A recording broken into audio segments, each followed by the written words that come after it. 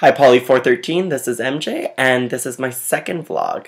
This week I'd like to discuss how I've come to understand the connections between oppression and what that means for the feminist movement, as well as the construction and performance of gender identity. The first thing I thought about after reading This Bridge Called My Back was Michael Kimmel's video, Men Are From Mars, Women Are From Venus. In the video, Kimmel discusses his experience in a women's group which focused on the topic of identity. In the group, Kimmel said that he identified as a human being. The women in the group, however, identified as African American women, that they saw that their identity shaped their lens and how they saw the world, and that Kimmel concluded that privilege is blinding, that his identity as a white, educated, male, heterosexual, human being was something that was so privileged and normalized in society that others who do not identify as that had to identify themselves through other lenses, which are really particular to their identity, and that they're able to see the oppressive structures that exist within society through their framework. For example, in Cherríe Moraga's La Guerra piece, she states that everything about my upbringing attempted to bleach me of what color I did have. These are some of the oppressive structures that Cherríe experienced growing up, and how society whitewashes people of color, how society oppresses people of color. And this book also talks about other intersectional identities and how oppression is linked. And what really resonated with me about the whole reading is that trying to understand how to connect oppressions in order to understand the feminist movement. Because I understand oppression as a very fluid thing. To say that if one group who is oppressed becomes liberated, I think oppression kind of seeps down and further marginalizes and oppresses other groups that are already marginalized. And I think a great example of this is the second wave feminist movement, where housewives, white housewives, were bored and they wanted to become involved in the public sphere. And in doing so, which they did, other women of color, and other intersectional identities filled their spots within the homes.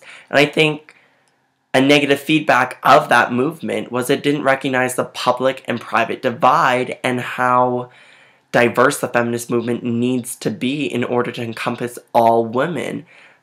Instead, the movement focused on and called the feminist movement for all women, but it was only particularly for the liberation of white women.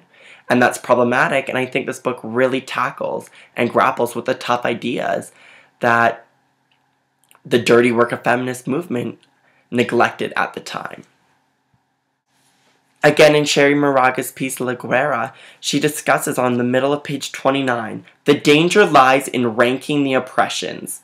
The danger lies in failing to acknowledge the specificity of oppression. The danger lies in attempting to deal with oppression purely from a theoretical base, without an emotional, heartfelt grappling with the source of our own oppression, without naming the enemy within ourselves and outside of us. No authentic, non-hierarchical connection amongst oppressed groups can take place.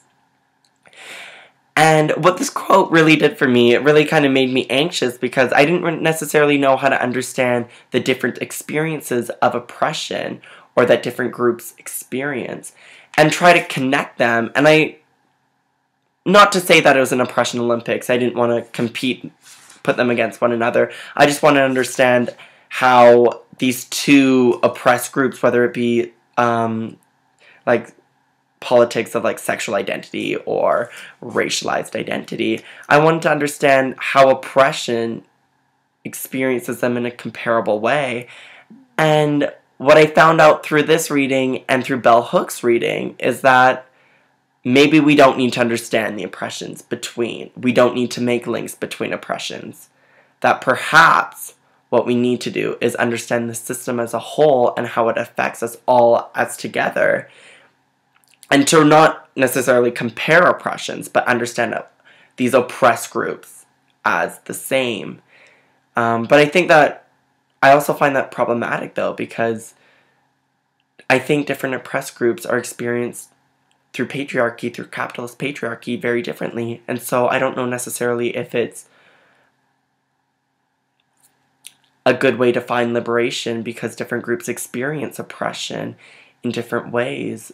For example, a sexualized person who might be, even talked about in the book, but for my example, so like a white gay male, how does he experience oppression differently than a black heterosexual woman?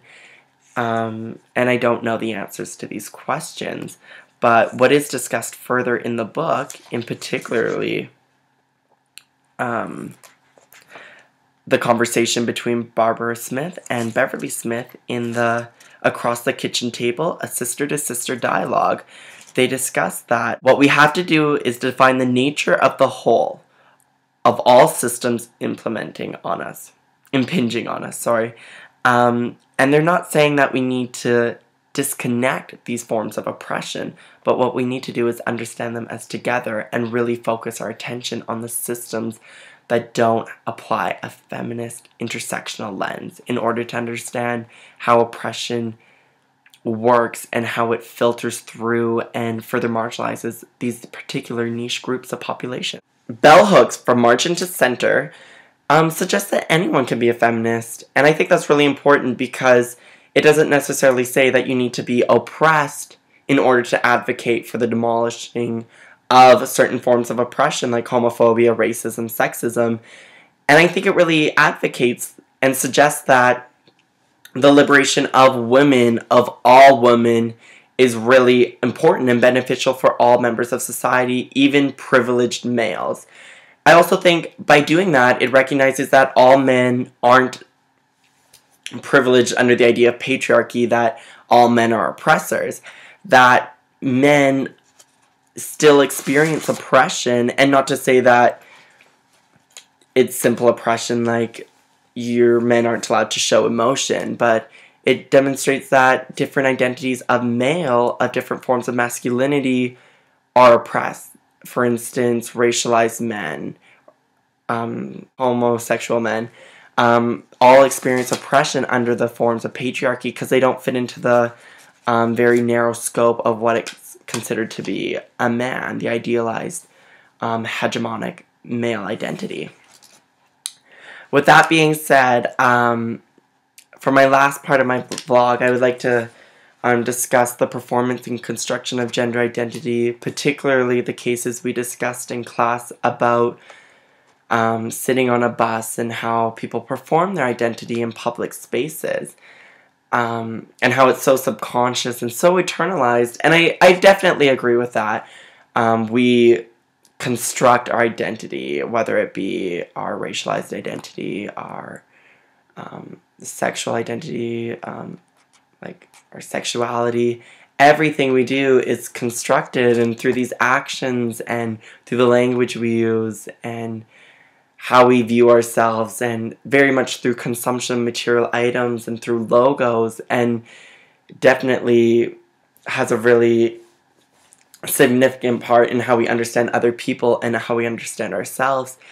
And when we discussed in class how masculinity in public spaces is about taking up lots of room, and how for women it's about being space conscious, about crossing your legs, and how it's very